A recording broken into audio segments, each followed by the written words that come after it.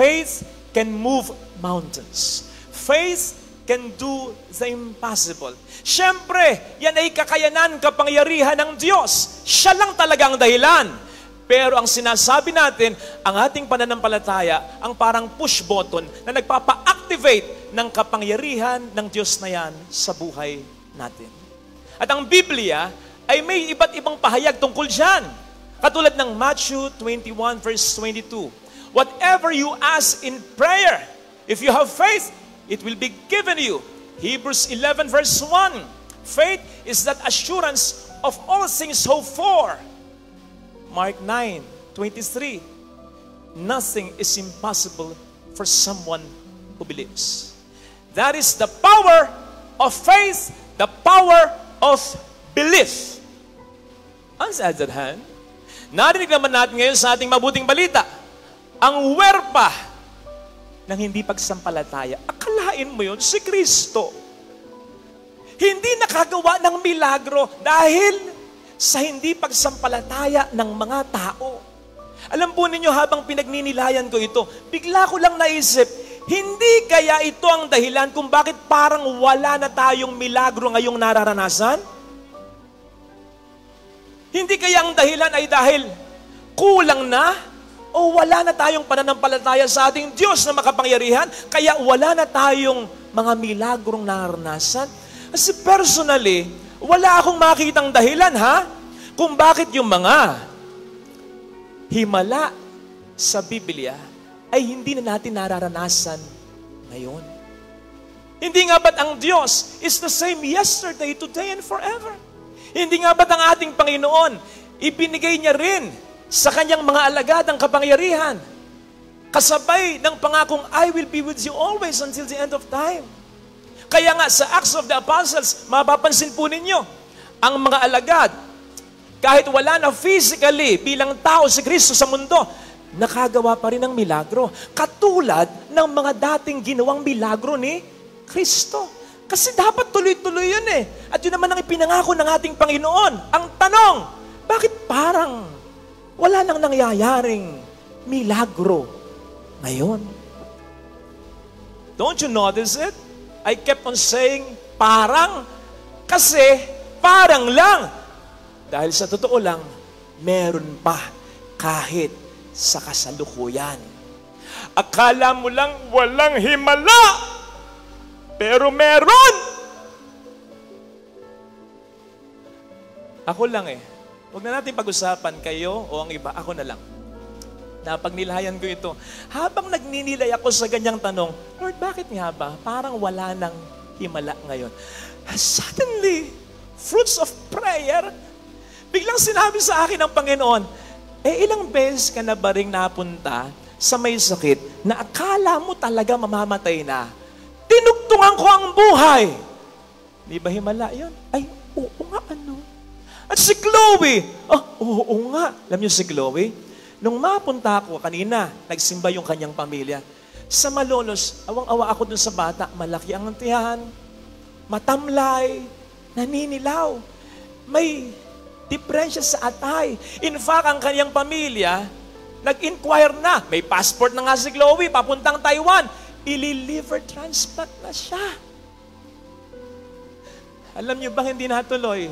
At buhay, masigla si Chloe hanggang ngayon.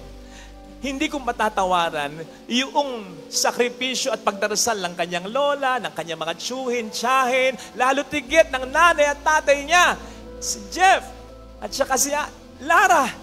Pero sabi ko nga, wag na sila, ako na lang, kasi ako yung nakikipag-usap sa Panginoon. Oo nga, Di ba simula nung makita mo siya, hindi na siya nawala sa dasal mo? Oo nga, Di ba simula nung makita mo siya, lagi siyang kasama sa misa mo? Oo nga, ano na siya ngayon? Ay, masigla na.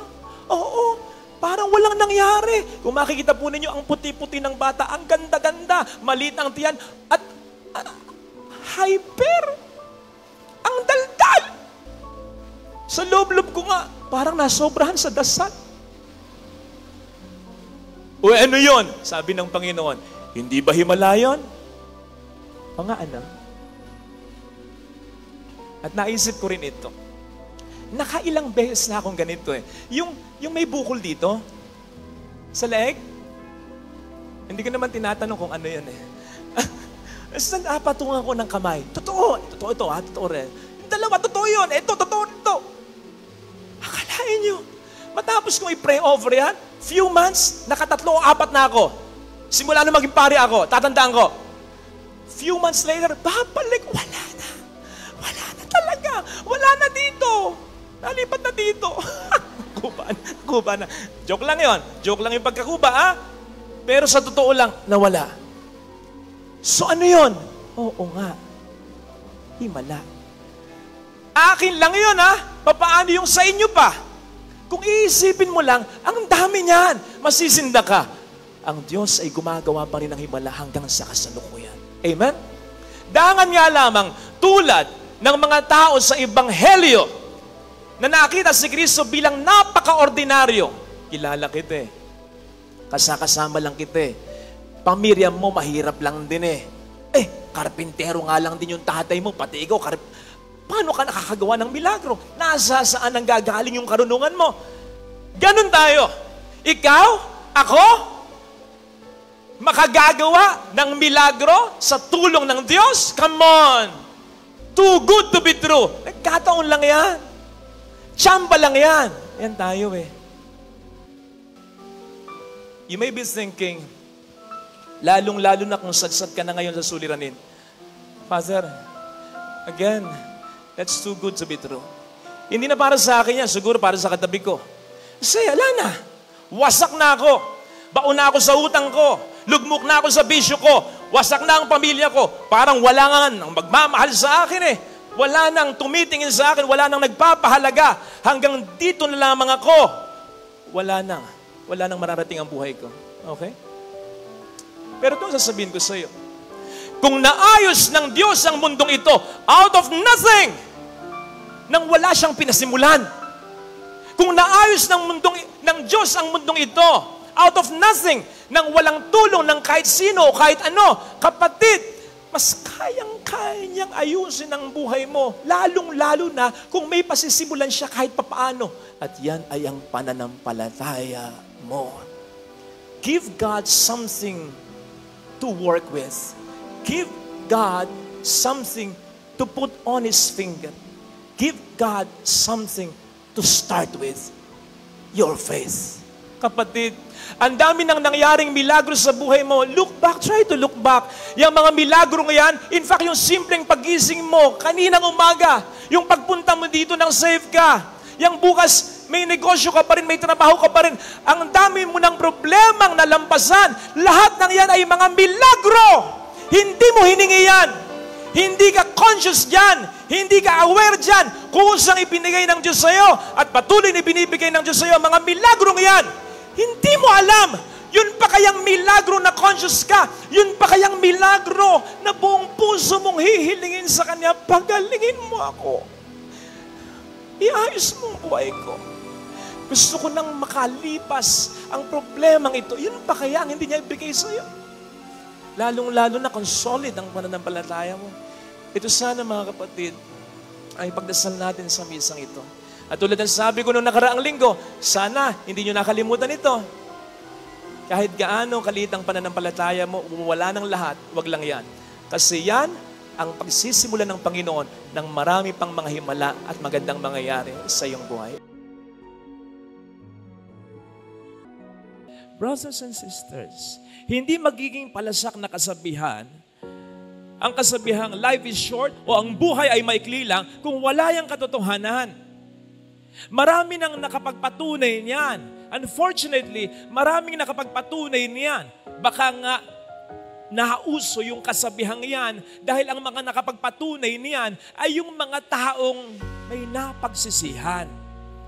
Kasi madalas, na-embrace lang natin ang katotohanan ito kapag may mga chance na tayong pinalampas na mahalaga na hindi na maibabalik pa. Kapag may mga namatay na mga mahal sa buhay na mahalaga. Kapag tayo mismo ay mamamatay na. So bakit tayo maghihintay na matuto sa sarili nating kamalian kung ngayon pa lang ay pwede na tayong matuto sa pagkakamali ng iba? Kasi kung hihintayin pa natin matuto tayo sa pagkakamali natin, makababawas pa yun lalo ng oras natin, ng panahon natin sa mundong ito. Mahirap maghabol, mahirap bumawi. So as early as now, matuto na tayo sa kanilang kamalian. Tandaan po natin ang kamatayan ay nagsisimula hindi lamang kapag tayo totally nategi na. Ang kamatayan ay nagsisimula sa bawat buwan, sa bawat araw, sa bawat minuto, sa bawat segundo na pinipili nating yakapin sa buhay ang mga walang kwentang bagay. Yung pagka-gadget mo, na inaabot ka ng kung ilang oras, yung pakikipag-chismisan mo, yung pagtingin mo sa buhay ng ibang tao, maiinggit ka lang dyan. Mabubuwisit ka lang sa mga nakikita mong mga videos na yan, magkakasala ka lang diyan. Bakit mo sasayangin sa pagkikimkim ng galit, sa hindi pagkibo sa mahal mo, sa pagtatrabaho at pagninegosyo na mapapabayaan mo na ang pamilya mo, sa pagkakasala? Hindi po tayo nilikha ng Diyos para sa mga bagay na ito, kaya sigurado ko na magiging malungkot tayo ang pagkamatay natin kung makakamatay natin ang lahat ng ito. Tama, wala tayong choice kung kailan tayo mamamatay. Pero meron tayong choice kung paano natin gusto mamatay. I mean, kung gusto mong maging masaya o malungkot ba? Kung gusto mong maging fulfilled o unfulfilled ba? Kung gusto mong mamatay ng sulit na ang buhay mo o kulang na kulang pa, bitin na bitin ka pa. May choice tayo dyan.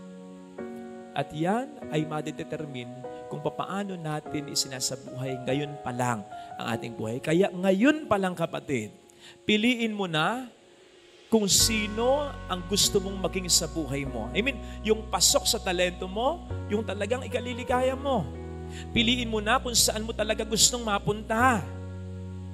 Yung paroroonan ng buhay mo at hindi yung umaayon ka lang sa gusto ng ibang tao, sa agos ng mundo. At maaring hindi mo mapili yung reaksyon mo sa isang bagay na nangyari sa iyo. Nasaktan ka, nagkamali ka, nagkasala ka. Natural malulungkot ka.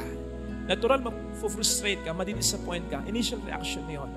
Pero piliin mo ang magiging disposition mo pagkatapos no. Sapagkat yung initial reaction, wala kang magagawa doon. Pero yung pipiliin mo o magpapaalipin ka sa isang sitwasyon pagkatapos ng choice mo na yun. Habang maaga, choose what is right for our life. Every day, we choose to live and not to die sa bawat moment ng ating buhay. Maging panalangin naman natin araw-araw, pagkagising sa umaga, bago matulog, yung naging panalangin ni David, Psalm 90 verse 12, Lord, teach me to number the days of my life so that I may gain wisdom of heart. Literal na pag-asalin, Panginoon, tulungan mo ko na mabilang yung mga natitira pang years o panahon sa buhay ko para maging marunong ako sa buhay na ito. Kasi coming from that literal na pag-asalin, kung titingnan talaga natin, chinek ko kanina yung survey from 2019, ang sabi doon, ang life expectancy ng bawat Pilipino, lalaki, nasa 65, babae, 75. Akalain mo lang naman, haba yan. Pero isipin mo, ilang taon kang mag-aaral. Ilang taon kang subsob sa negosyo, sa trabaho para makaipon kahit pa paano. Ilang taon din yung araw-araw, focus ka sa trabaho mo, bilang ina, bilang ama, sa pamilya, lalaba ka, etc. Lahat. So, isipin po natin, kung babawasan pa ito ng pagka-gadget natin, kung babawasan pa ito ng pagtatanim ng galit natin, kung babawasan pa ito ng pagkakasala natin, kung babawasan pa ito ng mga walang kwentang bagay sa buhay natin, ilan na lang ang matitira dyan. Yun na lang talaga. Kaya sana, bawat minuto, isulit na. Let us live each moment of our life as if it is our last. Para maging ibang disposition natin, para ang buhay natin ay isulit natin. Time heals. Time heals wounds. Hindi laging totoo yun. Ay kahit nga sa literal na pangyayari, nasugatan ka, nasaksakan ng ice pick, syempre, dugo.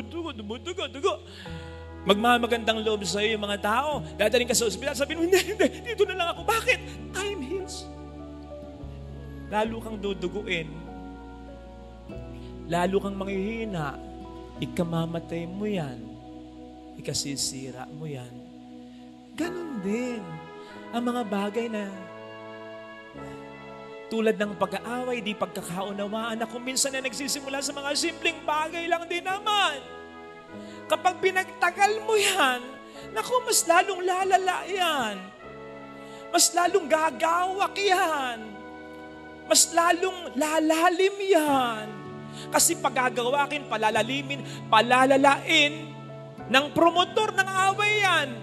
Ang demonyo. Paano yan gagawin ng demonyo? Ay, halimbawa, hindi mo na kayo na magkikibuan, mag-asawa, magkapatid, mag-ina, mag-ama. Ang gagawin ng demonyo, magseset siya ng isang pagkakataon na parang nalulungkot ka. Ay, bubulungan ka ng demonyo. Nakita mo na, hindi ka man lang ma-text. Hindi man lang makapag-miss call. Hindi man lang makapagparamdam. Tinitiis ka niya. Kapal ng mukha siya, may kasalanan. Siya pang tumitiis sa'yo. Nakita mo. O kaya, magseset siya ng pagkakataon na habang ikay nalulungkot na ganon. Biglang yung asawa mo, nakatampuhan mo, yung kapatid mo, nakatampuhan mo. Abay, for some reasons ay may napanood o may nakita na palabas sa FB, sa YouTube o kaya sa TV na nakakatawa, natawa. Maririnig mo yun. Ano sabihin ng demonyo sa'yo? Nakita mo na. Kahit hindi kayo nagkikibuan, masaya pa rin siya. Wala ka talaga sa kanya. Di ba? Binubulag ka na ng sablo para maging malala na. Tama namang when you are not at your best, wag muna harapin yung tao. Space and time muna. Pero wag namang million years. Wag patatagalin. Kasi hindi makatutulong yun. Kaya pansinin po ninyo sa ating ebanghelyo. Ang sabi dito, kapag naalala mo na may sama ng loob sa iyo ang kapatid mo, hindi pinag-uusapan dito sino ang may kasalanan. Sino ang mali? Sino ang tama? Hindi. Sino ang unang makaalala? Teka, hindi kami ayos mag-asawa. You make the first move. Dapat may mauna. Oo, kahit naman hindi ikaw ang may kasalanan, hindi naman ibig sabihin nun magsasorry ka. Okay, huwag kang magsorry. Kasi baka isipin niya, maling-mali na siya, tama pa siya. Pero magparamdam ka na nagre-reach out ka. Na pinapansin mo siya. Na gumagawa ka ng paraan para mag-reconcile kayong dalawa. Ganun. Let me end with this. Kasi nag-end din ang ebanghelyo ng ganito tungkol sa paghuhukom. Ang ni-insinuate nito marahil ng Panginoon ay pwede rin yung katotohanan na may kailangang buhay. Huwag nating aksayahin sa mga walang kwentang bagay. Katulad ng pag-aaway.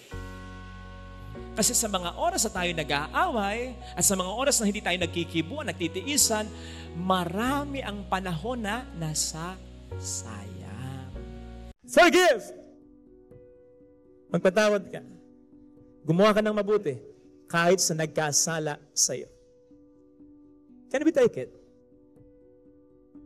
Aminin, kapag naiisip pa lang natin yung taong nagkasala sa atin, yung tindi ng ginawa sa atin, nasisira na ang moment natin. Diba?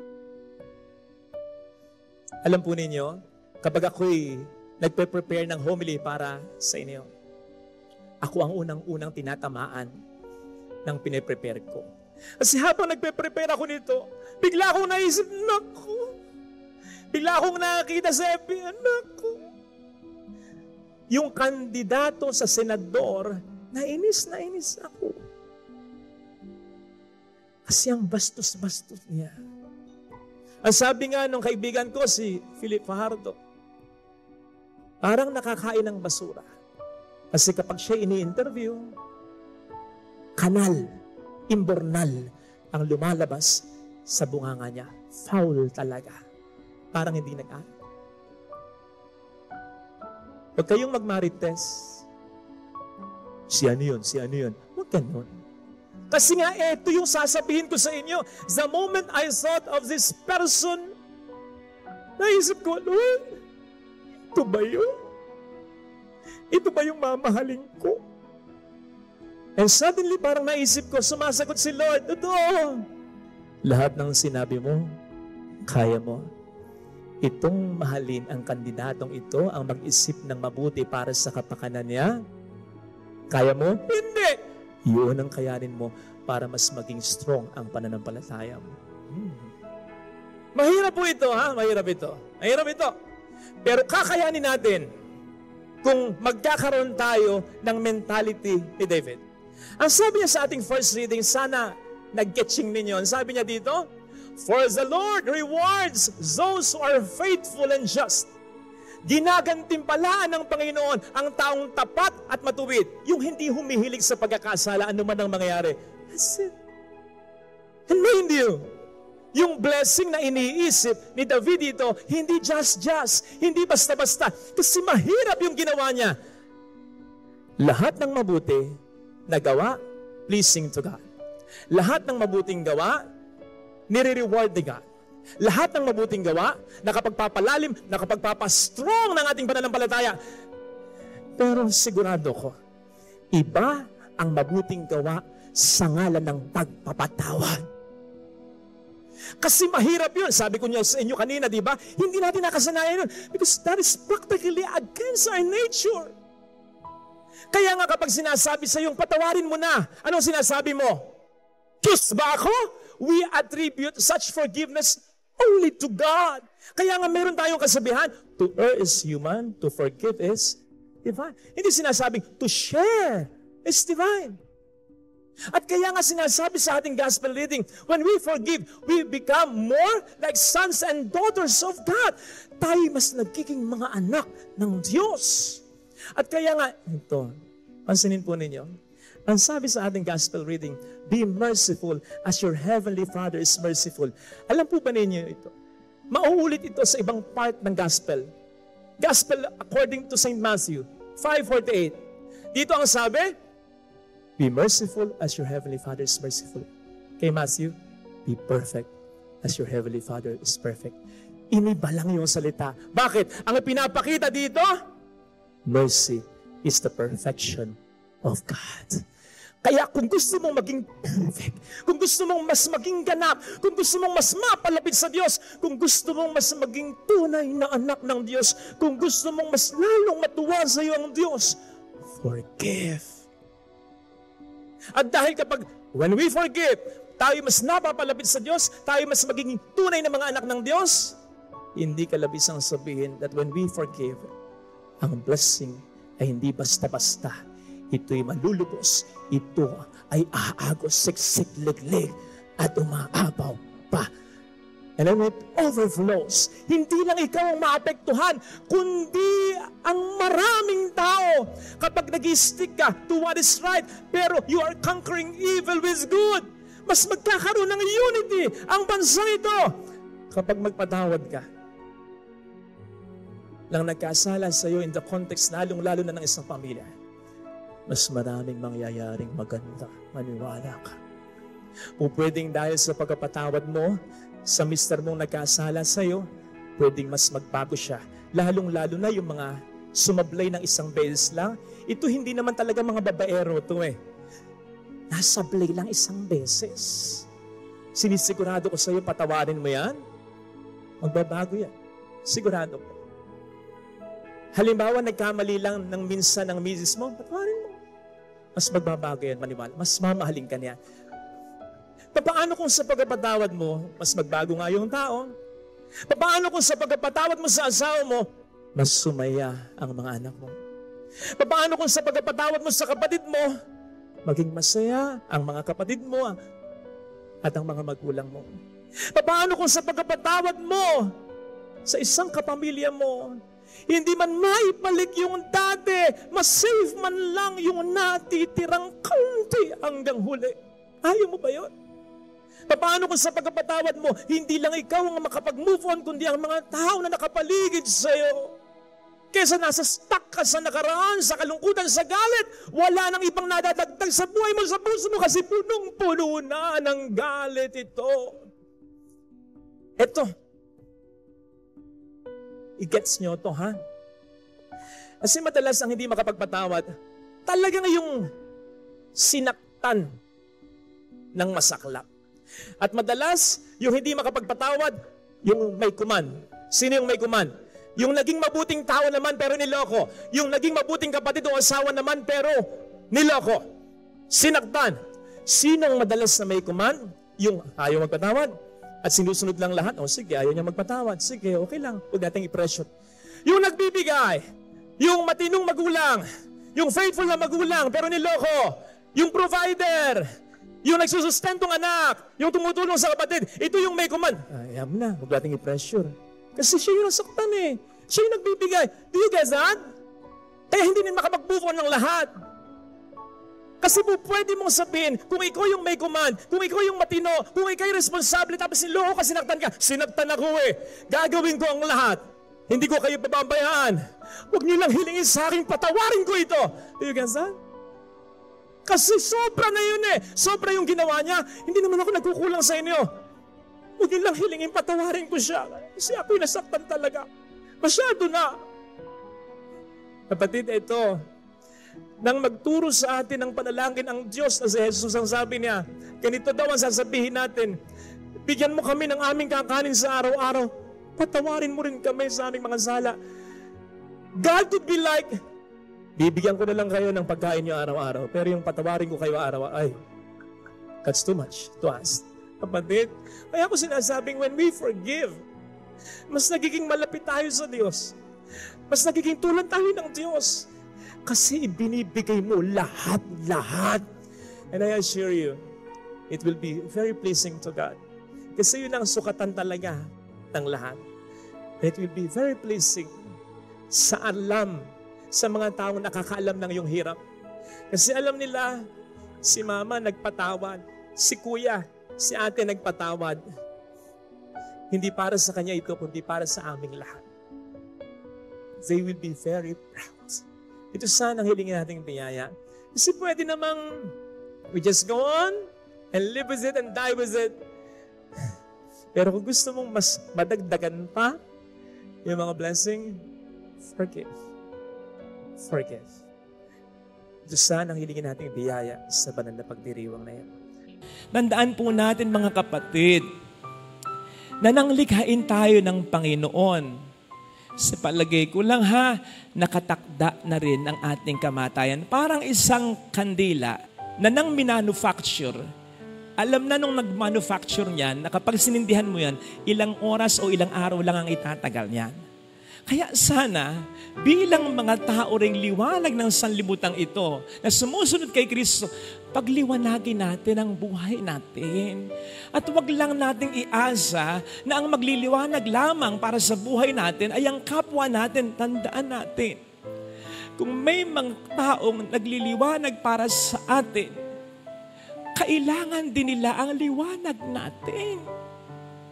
Hindi po pwedeng sila lang ang magliwanag para sa atin. Dapat para sa kanila, tayo din. Alam nyo, iniisip ko maglagay ka ng isang kandila sa gitna ng isang kwarto na nadidirimlan. Yung madilim na madilim talaga. Yung isang kandila lang. Hindi kaya nakaka-apekto yung nag-iisa lamang siya para mas maupo siya. Kasi kung may isip lang yung kandila, parang, pipilitin ko, dapat maliwanagan ko yun. Hindi ko na kaya, hanggang dito lang ang liwanag ko. Gusto ko maliwanagan ko rin yun, pero hindi ko na kaya. Kasi hanggang dito lang ang kaya kong gawin na mabuti sa buhay ng ibang tao, sa buhay ng pamilya ko. Hindi kaya kung ang isang tao ay nagbibigay ng liwanag sa pamilya mo, siyang laging nagsasakripisyo, siyang laging nag-iintindi at nagdadala ng mga problema sa pamilya ninyo. Hindi kaya kapag siya lang, mas umiikli yung kanyang buhay, mas humihina siya. Kasi na-stress mas umiikli yung buhay niya. Lalo pat kapag wala siyang nakikitang magandang resulta sa kabila ng liwanag na binibigay niya. Kaya ko sinabing, ikaw rin pwede kang magliwanag para sa buhay niya. Lalong-lalo na kung ibibigay at papakita mo ang inaasahan sa iyo ng Diyos at ng kapwa mo, lalo tigit ang mga taong mahalaga sa iyo. And just imagine, kung yung isang kandila, madadagdagan pa ng isa. Kung yung dalawa, madadagdagan pa ng tatlo. Kung yan ay madadagdagan pa, hindi ba? Mas magiging madali para sa maraming kandila ang pagpaliwanagin ang buong kwarto. Ganon din sa pamilya. Ang sabi ko nga, wala namang magagawa. Talagang may mag-i-step up sa kapabayaan ng iba. Pero iba, siyempre, mas magiging madali ang lahat kung may kadamay siya, kung magkakasama. Mahirap yung ikaw lang yung nagdadala ng lahat para sa pamilya. Yung ikaw lang ang nagliwanag para sa kanila. Mahirap yon. Pero hindi masasayang yon. Hindi man makikooperate yung mga mahal mong niliwanagan ng buhay mo. Sa pagdating sa langit, paliliwanagin ka ng Panginoon. Sabihin niya sa iyo, well done, good and faithful servant. Samantalang yung mga taong hindi nagliwanag sa buhay at sa mundong ito, ilalagay sila ng Panginoon sa lugar kung saan wala talagang liwanag, doon sa impyerno. Kasi galit ang Panginoon, hindi lamang sa gumagawa ng kasamaan, kundi sa mga taong inaasahan niyang gumagawa dapat ng kabutihan. Pero ang pagkakataong gawin yan ay sinasayang. Time heals. Time heals wounds. Hindi laging totoo yun. Ay kahit nga sa literal na pangyayari, nasugatan ka, nasaksakan ng ice pick, syempre, dugo. Magmamagandang loob sa iyo yung mga tao. Dadaling ka sa ospital, sabihin mo, hindi, dito na lang ako. Bakit? Time heals. Lalo kang duduguin. Lalo kang manghihina, ikamamatay mo yan, ikasisira mo yan. Ganon din ang mga bagay na tulad ng pag-aaway, di pagkakaunawaan na kung minsan na nagsisimula sa mga simpleng bagay lang din naman. Kapag pinagtagal mo yan, naku, mas lalong lalala yan. Mas lalong gagawak yan. Mas lalong lalalim yan. Kasi pagagawakin, palalalimin, palalalain ng promotor ng away yan. Ang demonyo. Paano yan gagawin ng demonyo? Ay, halimbawa, hindi mo na kayo na magkikibuan, mag-asawa, magkapatid, mag-ina, mag-ama. Ang gagawin ng demonyo, magseset siya ng isang pagkakataon na parang nalulungkot ka. Ay, bubulungan ka ng demonyo. Nakita mo na, hindi ka man lang ma-text. Hindi man lang makapag-miss call. Hindi man lang makapagparamdam. Tinitiis ka niya. Kapal ng mukha siya, may kasalanan. Siya pang tumitiis sa'yo. Nakita mo. O kaya, magseset siya ng pagkakataon na habang ikay nalulungkot na ganon, biglang yung asawa mo, nakatampuhan mo, yung kapatid mo, nakatampuhan mo. Abay, for some reasons ay may napanood o may nakita na palabas sa FB, sa YouTube o kaya sa TV na nakakatawa, natawa. Maririnig mo yun. Anong sabihin ng demonyo sa'yo? Nakita mo na. Kahit hindi kayo nagkikibuan, masaya pa rin siya. Wala ka talaga sa kanya. Di ba? Binubulag ka na ng diablo para maging malala na. Tama namang when you are not at your best, huwag muna harapin yung tao. Space and time muna. Pero huwag namang million years. Huwag matatagalin. Kasi hindi makatutulong yun. Kaya pansinin po ninyo sa ating ebanghelyo. Ang sabi dito, kapag naalala mo na may sama ng loob sa iyo ang kapatid mo, hindi pinag-uusapan dito sino ang may kasalanan, sino ang mali, sino ang tama, hindi. Sino ang unang makaalala, teka, hindi kami ayos mag-asawa. You make the first move. Dapat may mauna. Oo, kahit naman hindi ikaw ang may kasalanan, hindi naman ibig sabihin nun magsasorry ka. Okay, huwag ka magsorry. Kasi baka isipin niya, maling-mali na siya, tama pa siya. Pero magparamdam ka na nagre-reach out ka. Na pinapansin mo siya. Na gumagawa ka ng paraan para mag-reconcile kayong dalawa. Ganun. Let me end with this. Kasi nag-end din ang ebanghelyo ng ganito tungkol sa paghuhukom. Ang ni-insinuate dito marahil ng Panginoon ay pwede rin yung katotohanan na may kinilangang buhay. Huwag nating aksayahin sa mga walang kwentang bagay. Katulad ng pag-aaway. Kasi sa mga oras na tayo nag-aaway at sa mga oras na hindi tayo nagkikibuan, nagtitiisan, marami ang panahon na nasa sayang. Sa mga kabataan na mahilig mag-shopping, daming pera eh. May nakita kang isang bagay. Ang dami mo ng sapatos eh. At alam mo na hindi mo siya pwedeng gamitin anytime soon. Ibili ka pa rin? May isang bagay na nakursunadahan mo lang kasi ang ganda eh. Bili ka na, gayong alam mo na po pwede mong hindi naman magamit talaga. Pero bibilin mo pa rin.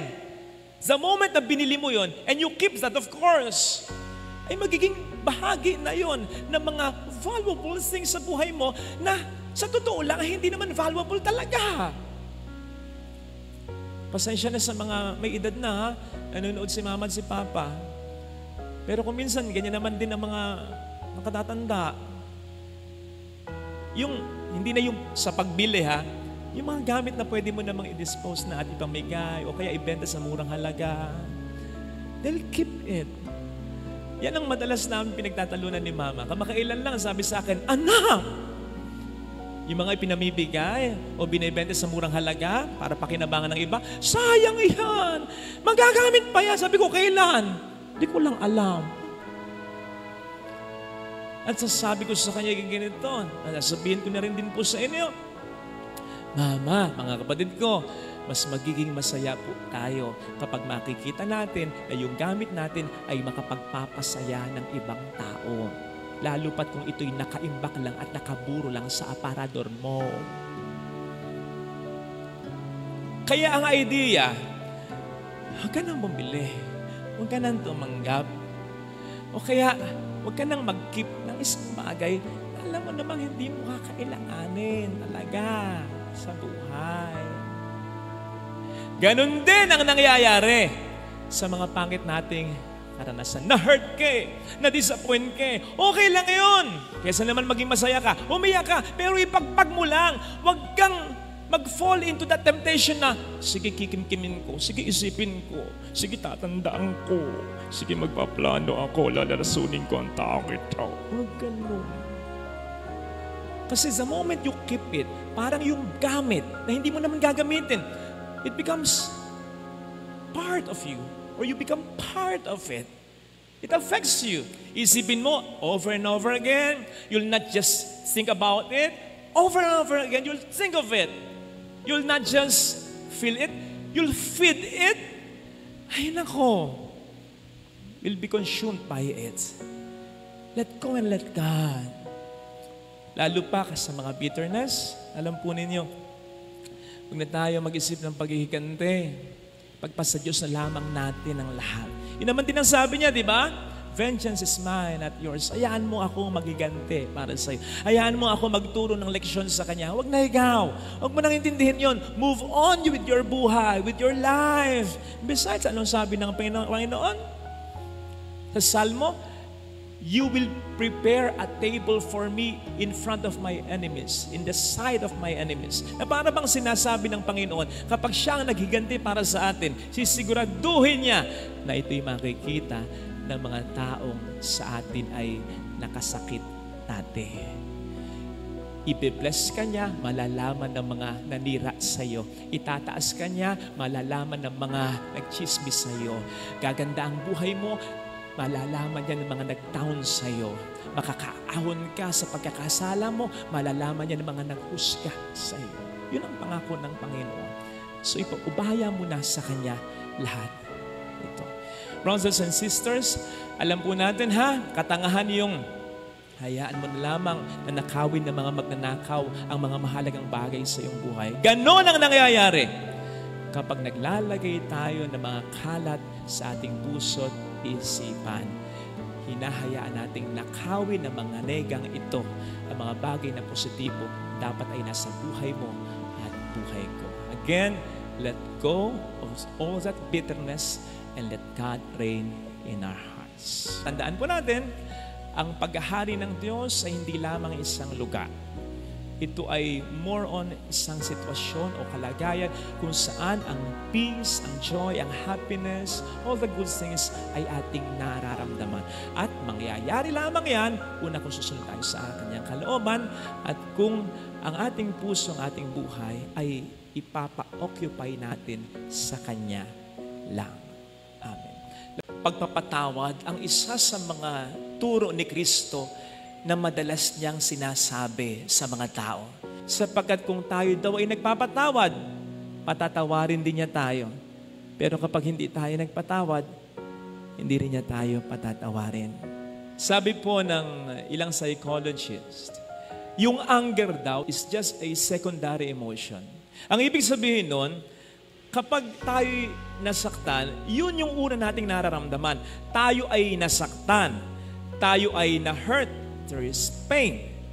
Yung anger daw is just a secondary emotion to cover that pain, to cope up with that hurt. So parang defense mechanism. Now, humingi man ng tawad sa atin o hindi, yung taong nag-aasala sa atin, either way, para makakope up lang tayo sa pain at sa hurt, we choose to stay angry. At yun po ang mali. Yun ang mali. Kasi kapag nagkakaganon, mas nananatili yung pain, mas nananatili yung hurt, at ang resulta, anger. Doon na nagiging mali. Walang masama sa magalit eh. Pero yung alagaan mo, susugan mo, panatilihin mo, doon na nagkakasala ang tao. So nasa choice talaga natin eh. Yung pagtatanim ng galit, ito ay activity ng ating isip. Kasi yung masaktan tayo tulad ng ibang sakit o pain, mawawala at mawawala eh. O sino ba dito ang namatayan na ng taong pinakamamahal niya? Napakasakit nun. Pero nawawala din naman at nababawasan paglipas ng panahon. So ganun din yung pain ng ginawa sa ating kasalanan. Mawawala yan. Or at least, kahit pa paano mababawasan o gagaan. Pero kapag we willingly choose na panatilihin at alagaan pa yung pain na yan, again, magre-result to full-blown anger yan. And so the painful truth is, tama, sinaktan tayo ng ibang tao. Pero ang patuloy na sumasakit at nananakit sa ating sarili ay tayo mismo.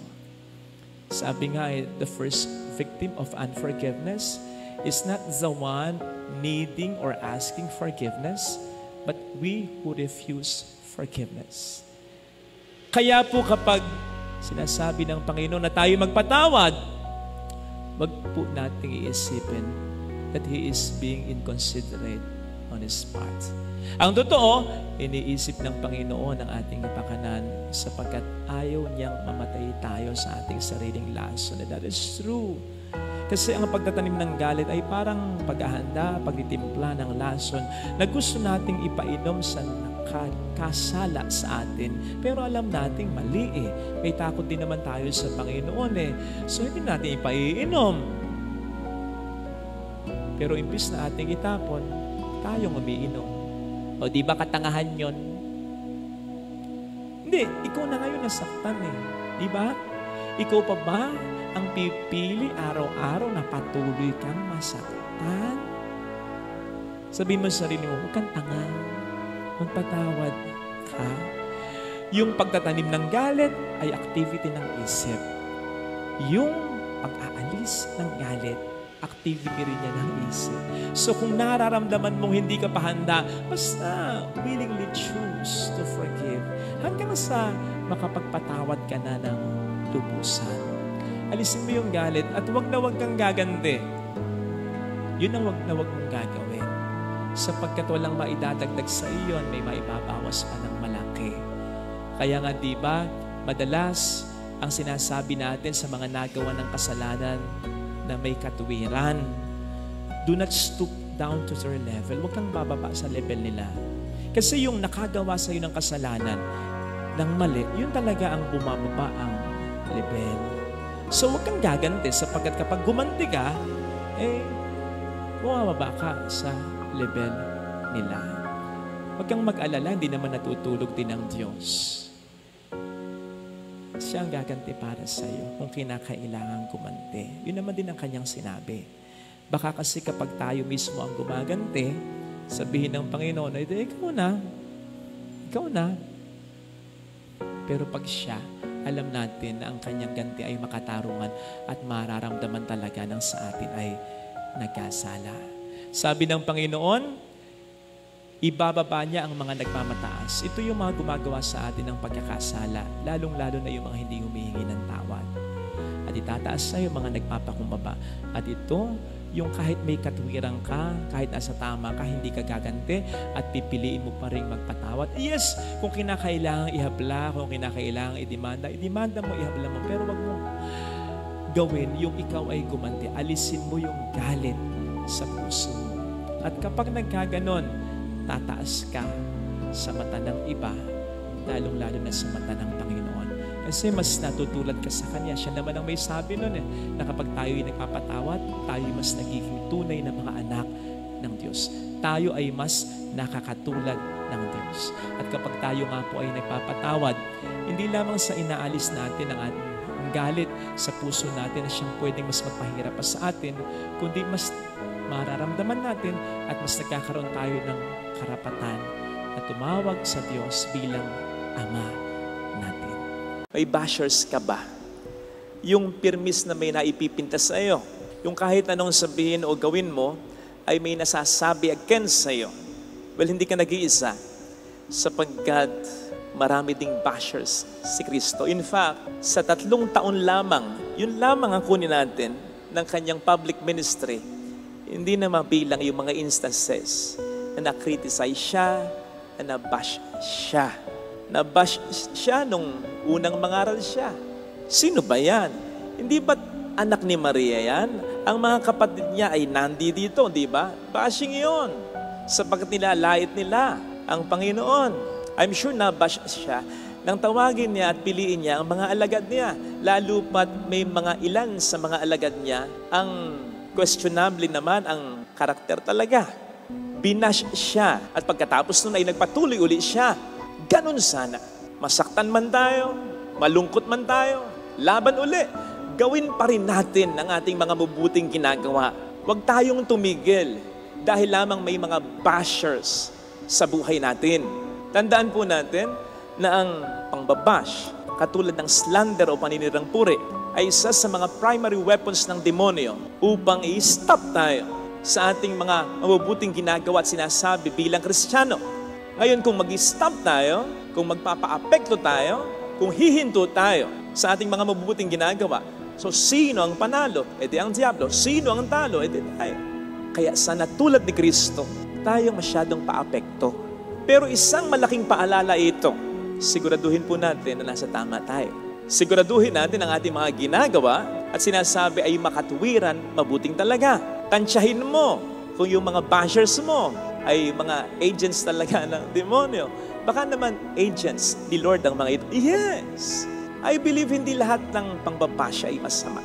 And I believe kung may mga pinapadala ang diablo upang i-bash tayo sa paraang negatibo, may pinapadala din naman si Lord ng mga tao sa buhay natin upang i-bash tayo sa paraang positibo. Baka padala ito ng Diyos upang itama tayo. Paano ba natin masisigurado na ang pambabash o kritisismo na na-receive natin ay galing sa Diyos at di sa diablo? Una, kapag ang concentration ng bashing ay sa pagkakasala na nagawa natin at hindi sa pagkatao natin.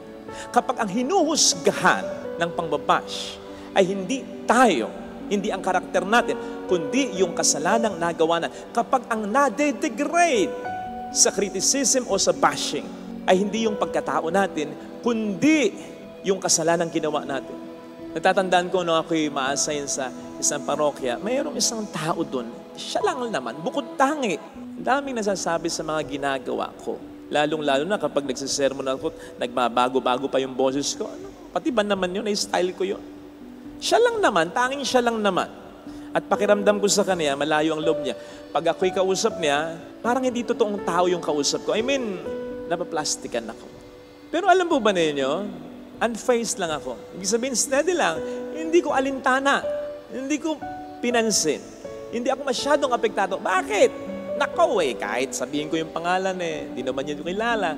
I mean, kung sasabihin ko at makikilala ng mga taong nanonood ngayon sa akin sa parokyang pinanggalingan ko, oo nga, Pader, tama ka. Ako, Pader. Huwag kang mag-alala.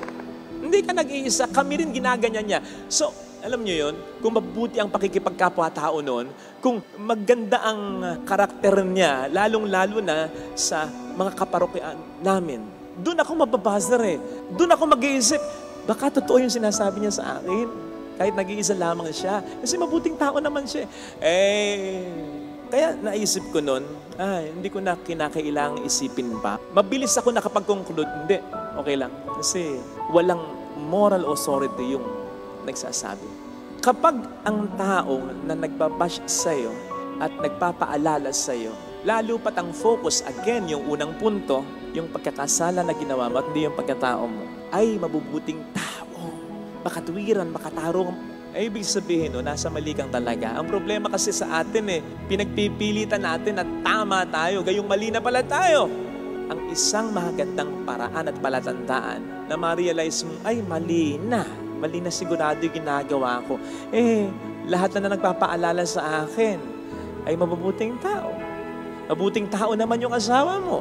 Mabuting tao naman yung anak mo. Mabuting tao naman yung magulang mo. Mabuting tao naman yung kapatid mo. Wala namang masamang tinapay. Wala namang masamang ugaling pinakita sa iyo. Ay most likely yung sinasabi niya na nasasaktan ka, ay totoo. At yun ay para talaga sa ikabubuti mo. Totoo naman yung mga ng bash kay Pura, lahat naman tayo makasalan. Pero sinisigurado ko na maraming mga naapektuhan na kung kasalanan na pag-uusapan ay konti lang, maliliit na kasalanan lang. Mga banal na tao naman ang lubhang naapektuhan sa ginawa niyang yan. Yun ang mas naapektuhan yung mabubuting tao at walang kinalaman kasi wala naman din kasalanan. Kung paanong kapag nagloko yung asawa mo, gagantihan mo ng pagluloko o kaya gagantihan mo ng masama ito. Sinong maapektuhan? Yung asawa mo? Oo, konti. Pero ang mas maapektuhan, yung mga anak ninyo. Wala namang kinalaman yung mga anak ninyo sa problema ninyo. Kapag pinagpakitahan mo ng hindi maganda, yung kapatid mong nagpakita ng hindi maganda sa'yo. Apektado yung kapatid mo na pinagpakitahan mo rin ng hindi maganda? Yes, pero konti lang. Ang pinaka-apektado ay yung mga magulang ninyo na wala namang kinalaman sa pagkakagalit ninyo ng kapatid mo. Besides, anak nila kayo pareho. Pag pinakulong mo, yung isang tao na pwede mo namang patawarin at humihingi naman din naman tawad sa'yo. Sino ang mas apektado? Siya na ipakukulong mo? Oo. Pero ang mas at pinaka-apektado, yung pamilya niya na umaasa sa kanya, na maapektuhan talaga kapag ang taong ito ay pinakulong mo. Ang pinaka-apektado ay yung wala namang kinalaman. Kaya mas nagiging mabigat ang ating kasalanan kung ito ay ating kinatitigasan o mas pinaninindigan. Mga kapatid, wag po nating isipin na tayo ang inaapi at binibiktima o nabibiktima kapag tayo nasa mali na. On the contrary, tayo ang lalabasan ng aapi at ang bibiktima kapag tayo ay nasa mali na pero tayo nagmamatigas pa. Sino bang nagmamatigas sa kasalanan kundi yung mga taong mayayabang? At yung taong mayayabang ang siyang may gana lang din naman na mang-api at mang biktima ng sino man.